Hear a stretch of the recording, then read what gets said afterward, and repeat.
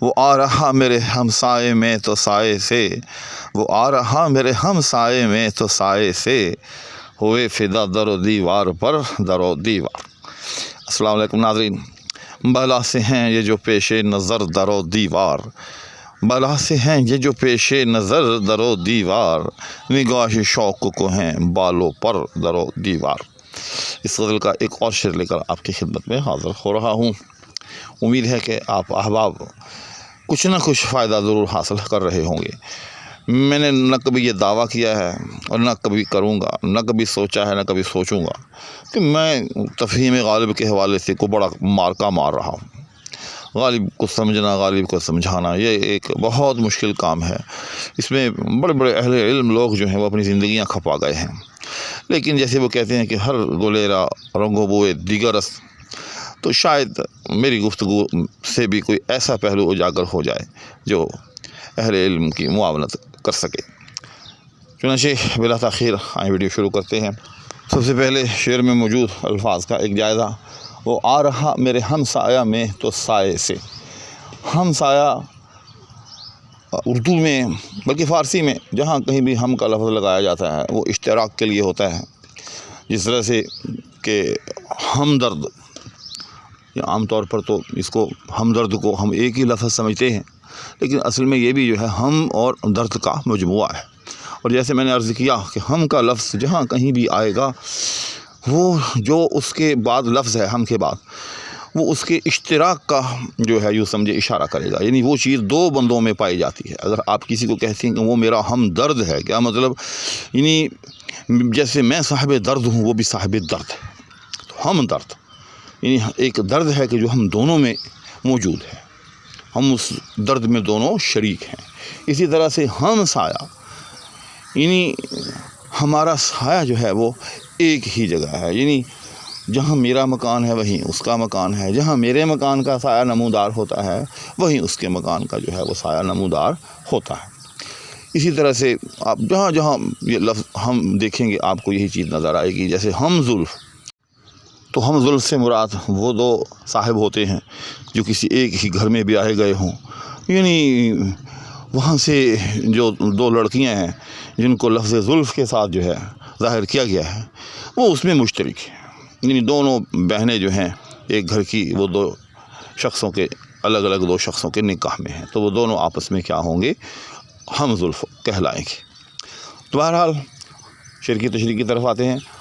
وہ آ رہا میرے ہم سایہ میں تو سائے سے، یعنی غالب کہتا ہے کہ میرا محبوب جب سے وہ آ رہا میرے ہم سایہ میں، جب سے میرا ہمسایہ ہوا ہے، ظاہر ہے ہمسایہ ہونے کا مطلب یہ ہے کہ اس کا مکان غالب کے مکان کے قریب ہے، تو سائے سے کیا مطلب؟ تو اس کا سایہ جو ہے وہ بھی وہیں پڑ رہا ہے۔ اور یہ بھی ایک حقیقت ہے کہ جو مکان آمنے سامنے ہوں بطور خاص، تو اس میں ہمیشہ یہ ہوتا ہے کہ صبح کے وقت اگر ایک کا سایہ الف کا سایہ یا اے کا سایہ بی مکان پر پڑتا ہے تو شام کے وقت بی مکان کا سایہ جو اے مکان پر پڑے گا۔ چونکہ سائے جو ہوتے ہیں آپ کو معلوم ہی ہے کہ اپنا رخ جو ہے وہ ہمیشہ بدلتے ہیں۔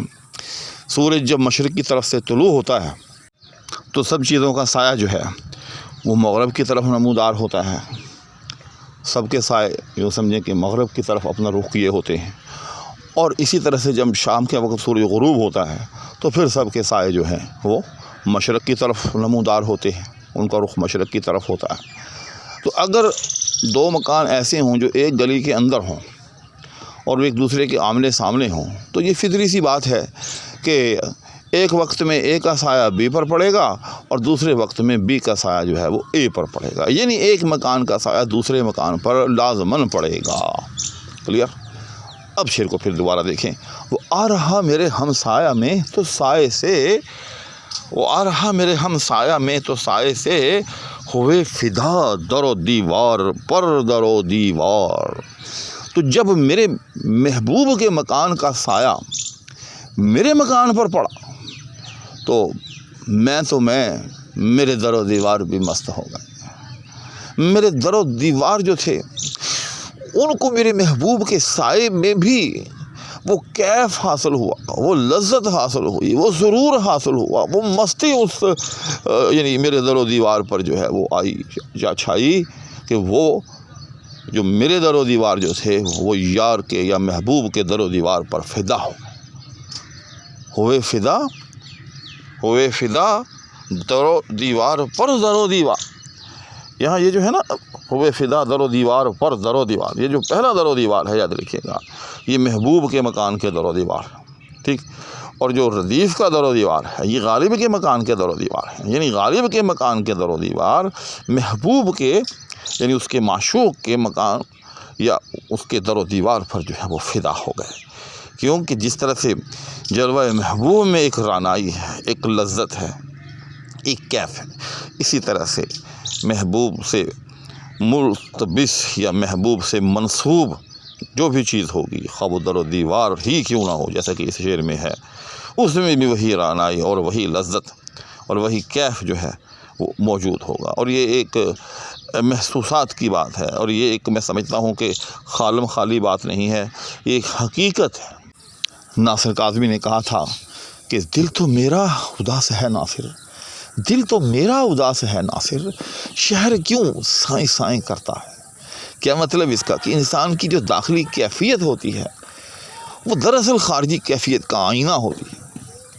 اگر آپ اندر سے اداس ہیں تو آپ کو پورا ماحول جو ہے وہ سوگوار نظر آئے گا، اور آپ اگر اندر سے خوش ہیں، حظ و سرور کی کیفیت میں ہیں، تو آپ کو پورا ماحول جو ہے وہ ناچتا ہوا اور محو رقص جو ہے وہ نظر آئے گا. ہر چیز آپ کو جو ہے یوں سمجھیں کہ پرمسرت دکھائی دے گی. تو بعین ہی اگر کسی سے تعلق خاطر ہو، کسی سے محبت ہو، تو اس کی پھر ہر چیز جو ہے انسان کو جو ہے وہ اچھی لگتی ہے، پیاری لگتی ہے.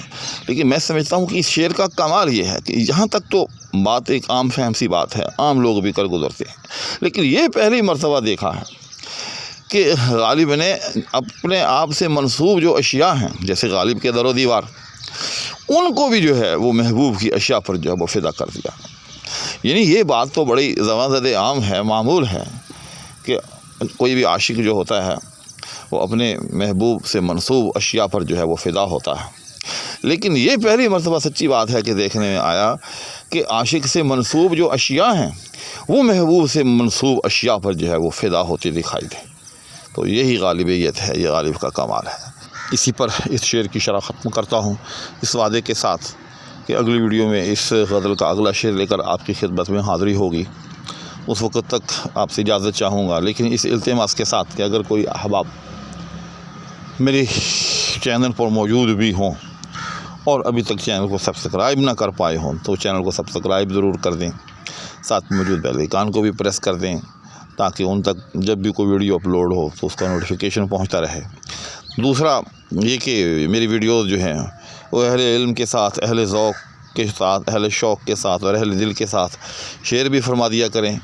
اس سے یہ ہے کہ تھوڑی سی چینل کی ریچ بھی بڑھ جائے گی، اور دوسرا یہ کہ چراغ سے چراغ جو ہے وہ بھی جلتا رہے گا.